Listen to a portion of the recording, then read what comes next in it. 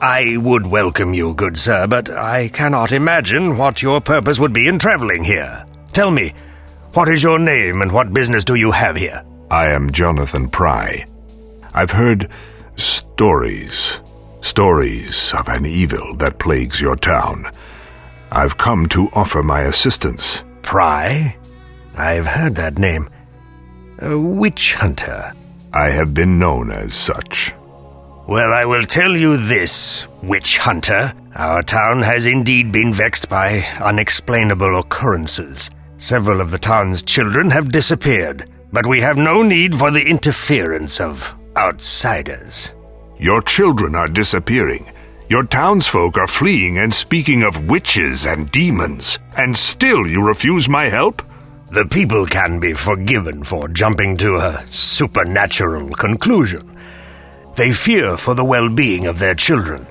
But this is an official matter. I have 2 suspects in my custody now. I appreciate your offer, but your help is not needed here. The stories speak of a witch. Yes, we've sown the seeds of our own local legend with that one, I'm afraid. Tell me about her. Nothing to tell, really. An old woman named Elly Kedward was found guilty of practicing witchcraft, and in accordance with local laws, she was banished from the town. Banished? Yes, she was tied to a wheelbarrow, dragged into the woods, and left for dead. The winters are harsh here, and no one could survive in the deep woods without shelter, especially an old woman. But how can you be sure? We have sent several search parties into the woods, both to look for the missing children and the remains of the witch. Neither has been found. But the children? What else could explain the disappearances? Most likely they've gone into hiding.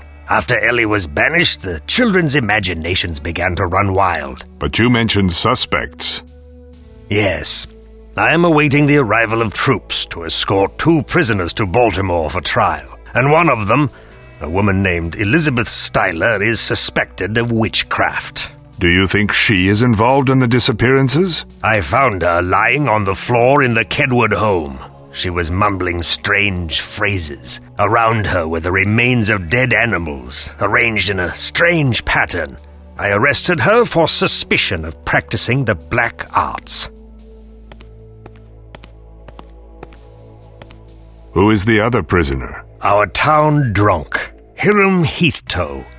We found him hiding in Smith's barn in town. He's always been a bit crazy, but now he insists that he was hiding from a witch or some other form of demonic being. We arrested him for stealing a chicken from one of the local farmers. Until the troops arrive, I will be conducting a more thorough investigation. I would like to question your prisoners, with your permission, of course. You're a man who doesn't take no for an answer, witch hunter.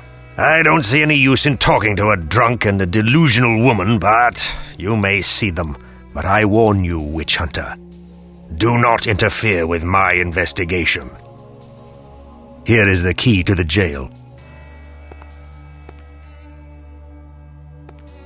I assure you that I will stay out of your way. My offer stands.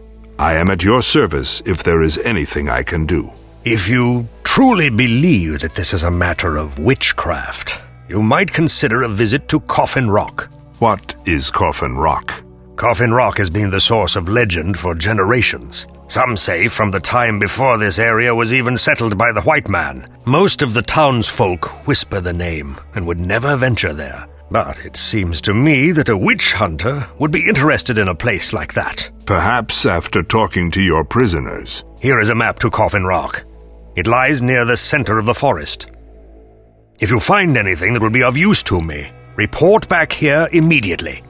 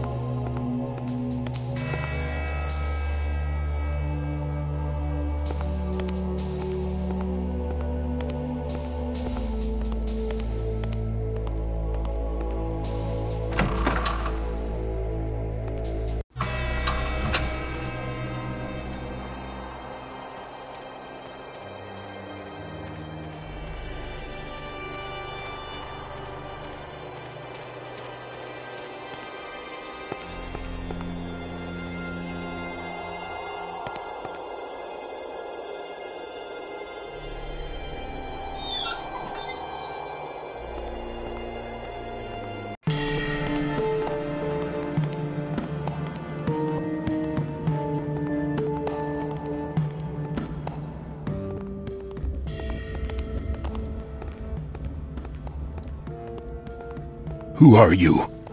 What do you want? I told that damn Jonah I ain't got nothing to do with anything. Can't you all leave me be? Or at least give me a damn drink? My name is Jonathan Pry. I want to talk to you about the strange events that have befallen your town.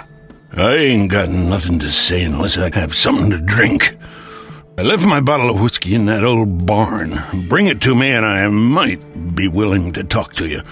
I'm not sure Jonah would like it if I gave you liquor. Well, you ain't getting an ounce of information out of me until I have my whiskey.